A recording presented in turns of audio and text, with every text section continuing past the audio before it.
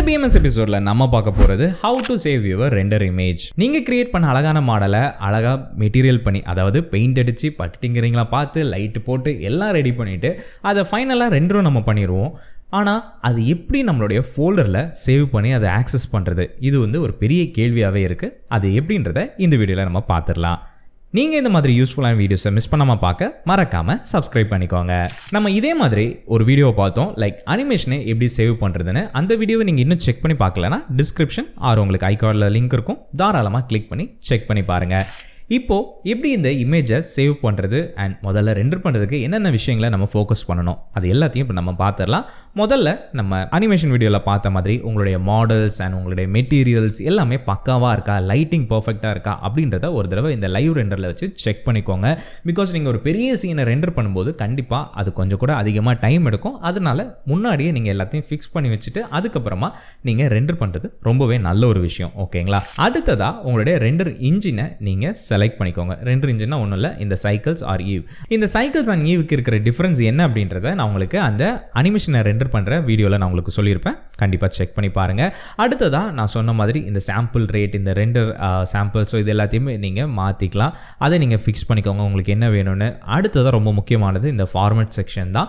உங்களுடைய ரெசல்யூஷன் எந்த அளவுக்கு வேணும், இங்கே நீங்கள் சும்மா பிளைண்டாக 4K 8K அப்படின்லாம் நீங்கள் ரெண்டர் பண்ண வேண்டாம். உங்களுடைய கரண்ட் நீடுக்கு, அதாவது இப்போ நீங்கள் அந்த ஒரு ஃபோட்டோவை இன்ஸ்டாகிராமில் போட போகிறீங்கன்னா தாராளமாக 1080x1080 போதும்.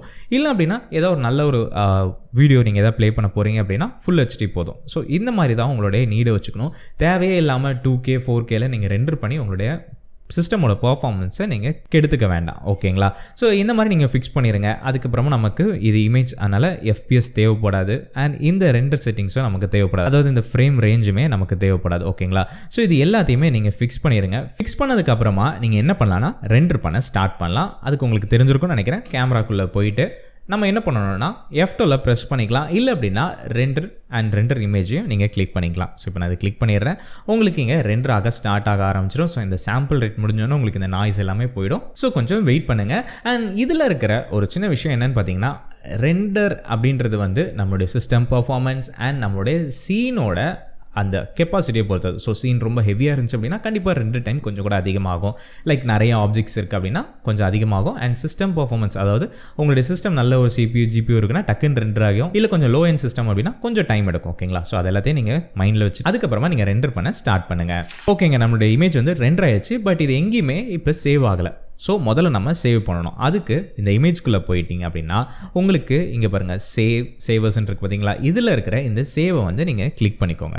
Alt S. ஓகேங்களா? ஷார்ட்கட். ஸோ இங்கே நீங்கள் அந்த ஆப்ஷனை சூஸ் பண்ணிவிட்டு நீங்கள் எங்கே சேவ் பண்ணணும்னு நினைக்கிறீங்களோ அந்த இடத்த நீங்கள் தாராளமாக சூஸ் பண்ணிவிட்டு ஜஸ்ட்டு நீங்கள் உங்களுக்கு என்ன நேம் கொடுக்கணுமோ அதை நீங்கள் கொடுத்துக்கலாம். ஓகேங்களா?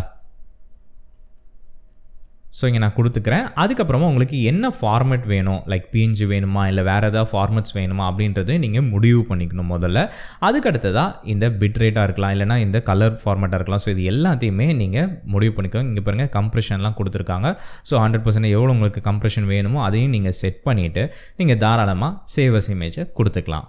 இங்கே பார்த்தீங்கன்னா நம்மளோட இமேஜ் அழகாக ரெண்டர் ஆகி அண்ட் சேவும் ஆகிடுச்சு. ஓகேங்களா? இப்போ உங்களுக்கு இந்த டிஃப்ரென்ஸ் புரிஞ்சிருக்கும்னு நினைக்கிறேன். ஸோ இந்த இடத்துல நீங்கள் கவனிக்க வேண்டிய சில விஷயங்கள் எப்படின்னா, உங்களுடைய ரெண்டர் இமேஜ் கரெக்டாக இருக்குதா அப்படின்றத நீங்கள் சூஸ் பண்ணிட்டு தான் உங்கள் கிளைண்ட்டுக்கு நீங்கள் அனுப்பணும். என்ன தான் நம்ம செக் பண்ணி ரெண்டர் பண்ணாலும் மேபி ஏதாவது ஒரு இடங்களில் கிளிச்சஸ் வரலாம். ஸோ அதை நீங்கள் நோட் பண்ணிக்கணும். அதே மாதிரி நீங்கள் ஃபைல் ஃபார்மேட்டும் கரெக்டாக வச்சு ரெண்டர் பண்ணியிருக்கீங்களா அப்படின்றதையும் நீங்கள் நோட் பண்ணிக்கணும். இப்போ ஃபார் எக்ஸாம்பிள் நீங்கள் தெரியாமல் வேறு ஏதாவது ஒரு ஃபைல் ஃபார்மேட் நீங்கள் சூஸ் பண்ணிட்டீங்கன்னு வைங்க, லைக் டிஃபோ இல்லைனா OpenXR. ஸோ இந்த மாதிரிப்பட்ட ஃபார்மேட் நீங்கள் ஏதாவது சூஸ் பண்ணிங்க அப்படின்னா வாட்ஸ்அப்பில் சென்ட் பண்ணும்போது கண்டிப்பாக ப்ராப்ளம்ஸ் வரும். அது டாக்குமெண்ட்டாக போகும், கிளைண்ட்டால் ஆக்சஸ் பண்ண முடியாது. ஸோ இந்த மாதிரிப்பட்ட விஷயங்கள் நிறைய இருக்கும். அதனால் உங்களுடைய தேவைக்கு ஏற்ற மாதிரியான ஃபார்மேட்டாக இருக்கட்டும், ரெசல்யூஷனாக இருக்கட்டும், எல்லாத்தையுமே நீங்கள் முடிவு பண்ணிவிட்டு அப்புறமா நீங்கள் சூஸ் பண்ணி ரெண்டர் பண்ணிக்கோங்க. அண்ட் இன்னொரு முக்கியமான ஒரு விஷயம் நான் என்ன சொல்லணும் அப்படின்னா, நீங்கள் ஃபைனலாக ரெண்டர் பண்ணிட்டீங்க, உங்கள் பிளெண்டர்லேருந்து ஒரு அவுட்புட் வந்துருச்சு அப்படின்னா அதுவே நீங்கள் ஃபிக்ஸ் பண்ணணும். இல்லை நீங்கள் தாராளமாக ஃபோட்டோஷாப்லையோ இல்லைனா லைட் ரூம்லையோ நீங்கள் இம்போர்ட் பண்ணி அதுலேயே இன்னுமே உங்களுடைய இமேஜை நீங்கள் அழகுபடுத்திக்கலாம். அது எந்த விதத்துலையும் தப்பு கிடையாது. உங்களுடைய ரெண்டர் இமேஜோட குவாலிட்டி நீங்கள் இன்னும் இன்க்ரீஸ் பண்ணணும்னு நினைக்கிறீங்க, இந்த சீனுக்கு இது ஓகே. பட் இனிமேல் நீங்கள் உங்களுடைய குவாலிட்டி இன்க்ரீஸ் பண்ணணும்னு நீங்கள் நினச்சிங்கன்னா நீங்கள் தாராளமாக சாம்பிள் ரேட்ஸ் அதிகப்படுத்தலாம். லைக் இங்கே இருக்குது பார்த்தீங்களா, இங்கே இருக்கிற இந்த சாம்பிள் ரேட்டை நீங்கள் அதிகப்படுத்திக்கலாம். ஸோ நாய்ஸ் வந்து உங்களுக்கு கம்மியாகும். அப்புறமா இன்னொரு முக்கியமான விஷயம், உங்களுடைய லைட்டிங் கரெக்டாக இருக்கான்னு பார்த்துக்கோங்க, ப்ராப்பராக இருக்குதா அப்படின்றதையும் நீங்கள் சூஸ் பண்ணிக்கணும். அப்புறமா உங்களுடைய ப்ராசஸ் பண்ணுற அந்த செட்டிங்ஸ் எல்லாமே, இதில் இருக்கிற செட்டிங்ஸ் எல்லாமே கரெக்டாக இருக்கா அதையும் நீங்கள் முடிவு பண்ணிக்கிட்டு அதுக்கப்புறமா நீங்கள் ரெண்டர் பண்ணுங்கள். நல்ல ஒரு குவாலிட்டியான ரெண்டர் இமேஜ் வந்து உங்களுக்கு கிடைக்கும். கண்டிப்பாக இந்த வீடியோவில் இருந்து நீங்கள் எப்படி ரெண்டர் பண்ணுறது, ரெண்டரை வந்து எப்படி சேவ் பண்ணுறது, அதாவது இமேஜ் எப்படி சேவ் பண்ணுறதுன்றதை நீங்கள் லேர்ன் பண்ணியிருப்பீங்கன்னு நான் நம்புகிறேன். இந்த மாதிரி நாளைக்கு நம்மளுடைய பிளெண்டர் மினி சீரீஸில் என்ன எபிசோட் வரப்போகுதுன்றதை மிஸ் பண்ணாமல் பார்க்க மறக்காமல் சப்ஸ்கிரைப் பண்ணி பெல் நோட்டிஃபிகேஷனை எனேபிள் பண்ணி வச்சுக்கோங்க. நாளைக்கு நான் உங்களை சந்திக்கிறேன். அடுத்த பதிவில் பேசுவோம். அதுவரை உங்கள் ஏபி.